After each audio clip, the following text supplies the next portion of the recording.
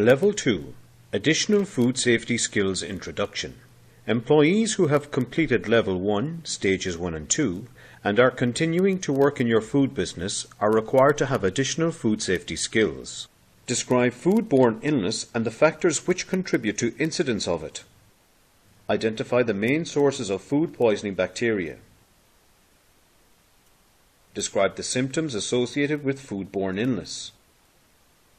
Outline the main practices that can give rise to foodborne illness. Outline their legal food safety responsibilities. Summarize the legal responsibilities of food handlers and proprietors of food operations.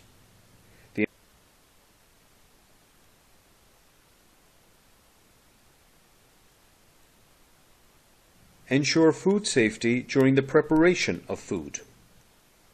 Use time temperature controls to prevent and control bacterial growth.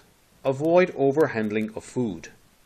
Ensure food is not placed directly under insect electrocutors. Adhere to color coding system if in place. Avoid cross-contamination. Ensure food safety during transportation. Clean delivery vehicles thoroughly between use, using the correct cleaning procedure. Place food in a clean delivery vehicle. And use time temperature controls to prevent and control bacterial growth at the loading and transport stages.